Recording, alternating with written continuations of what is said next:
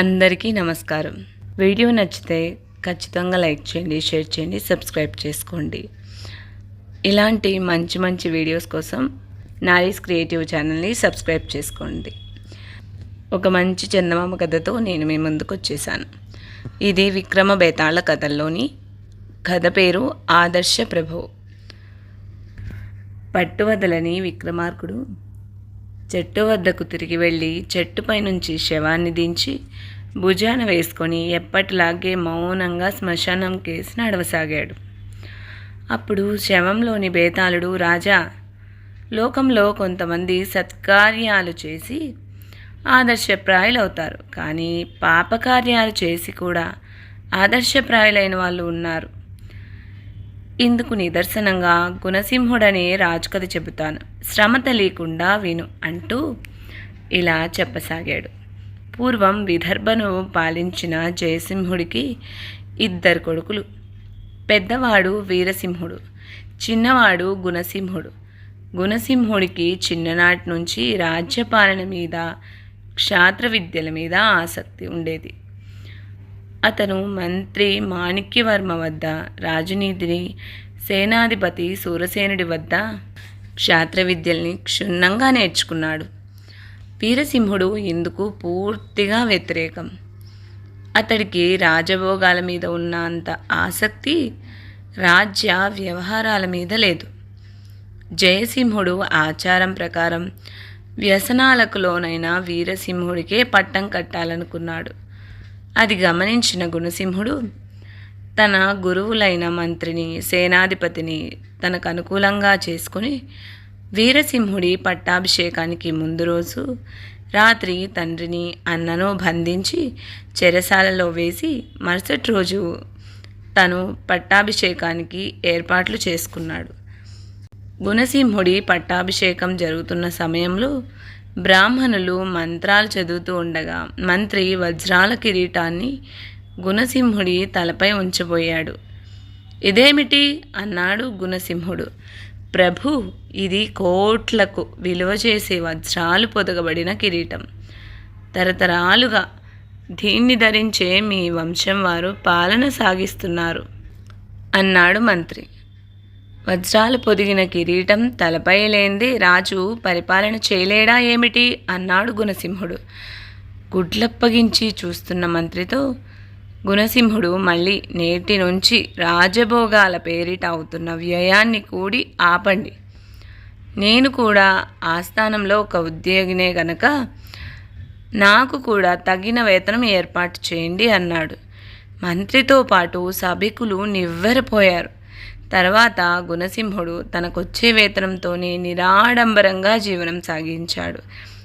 అతడు ప్రజల సమస్యల పట్ల శ్రద్ధ చూపుతూ మంచి పథకాలను అమలు చేసి కొద్ది కాలంలోనే సుభిక్షమైన రాజ్యాన్ని నెలకొల్పాడు. విదర్భకు 100 ఆమడల దూరాన విరూప రాజ్యం ఉన్నది. దాని రాజు చిత్రసేనుడు. అతడు అన్ని విద్యల్లోనూ ఆరితేరియున్న యువరాజు. విజయసేనుడికి పట్టం కట్టి తాను విశ్రాంతి తీసుకోవాలనుకుని విజయసేనుడితో ఇలా అన్నాడు.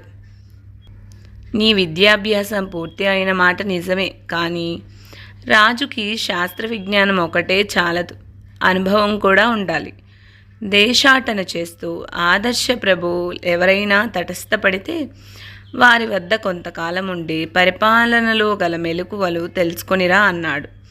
తండ్రి మాట ప్రకారం విజయసేనుడు దేశాటనకు బయలుదేరి దారిలో ఎదురైన రాజ్యాలను చూస్తూ రాజుల గుణగణాలు, రాజ్యాల స్థితిగతులు తెలుసుకుంటూ ప్రయాణం సాగించి కొంతకాలానికి విదర్భ చేరాడు. విదర్భ ప్రజల ద్వారా గుణసింహుడి గురించి, అతడి పరిపాలనా విధానాల గురించి విని అతన్ని చూడబోయి తన కోరిక చెప్పాడు. విజయసేనుడు తన ఆస్థానంలో కొంతకాలం ఉండేందుకు గుణసింహుడు సంతోషంగా ఒప్పుకున్నాడు. విజయసేనుడు గుణసింహుడి కొలువులో కొంతకాలం ఉండి తన రాజ్యానికి తిరిగిపోయి పట్టం కట్టుకున్నాడు. బేతాళుడు ఈ కథ చెప్పి, రాజా, పట్టం కట్టుకొని రాజ్యం ఏలవలసిన సమయంలో తండ్రి మాట మీరక శ్రమకోర్చి దేశాటన చేసిన విజయసేనుడు గుణసింహుణ్ణి ఆదర్శ ప్రభువుగా గుర్తించటంలో పొరపాటు చేశాడు అనిపిస్తున్నది. రాజ్యకాంక్షతో తండ్రిని, తోడబుట్టిన వాణ్ణి చెరసాల పాలు చేసిన గుణసింహుడు ఆదర్శ ప్రభువు ఎలా అవుతాడు? ఈ సందేహానికి సమాధానం తెలిసి కూడా చెప్పకపోయావో నీ తల పగులుతుంది అన్నాడు. దానికి విక్రమార్కుడు, గుణసింహుడు రాజ్యకాంక్షతో తండ్రిని, తోడబుట్టిన వాణ్ణి చెరసాలు పాలు చేశాడనటానికి ఆధారం లేదు. వ్యసనపరుడైన రాజు నుంచి ప్రజలను కాపాడేందుకు, వారికి మంచి పరిపాలన ఏర్పాటు చేసేందుకు అలా చేయడం అతనికి తప్పనిసరి అయింది. గుణసింహుడు రాజ్యకాంక్షతోనే ఆ పని చేసి ఉన్నట్టయితే రాజభోగాలను విడిచిపెట్టి ఉండేవాడు కాదు. ప్రజల బాగోగుల్ని అంతగా పట్టించుకునేవాడు కాదు. అంతేగాక తాను అధికున్నన్న భావాన్ని విడిచి ప్రజలలో తాను ఒక్కడైపోతే ప్రజల సమస్యల పరిష్కారం మరింత సులువవుతుందన్న నమ్మకంతో తనకు వచ్చే వేతనంతోనే సామాన్యమైన జీవితాన్ని గడుపుతూ ప్రజలకు సుఖశాంతులు నేర్పించడం ద్వారా గుణసింహుడు అక్షరాల ఆదర్శ ప్రభువు లక్షణాలను కనబరిచాడు.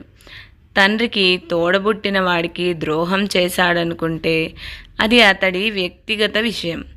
అతడి వ్యక్తిగత విషయాల కన్నా రాజుగా అతడు ప్రజలకేపాటి సేవ చేయగలిగాడన్నదే ముఖ్యం. ఆ కారణంగా గుణసింహుడు ఆదర్శపుత్రుడు, ఆదర్శ సోదరుడు కాదేమో గాని ఆదర్శ ప్రభువు అనడానికి ఎలాంటి సందేహమూ లేదు. అతన్ని ఆదర్శ ప్రభువుగా గుర్తించటంలో విజయసేనుడు పొరపడిందేమీ లేదు అన్నాడు. రాజుకు ఈ విధంగా మౌనభంగం కలగగానే బేతాళుడు శవంతో సహా మాయమై తిరిగి చెట్టెక్కాడు.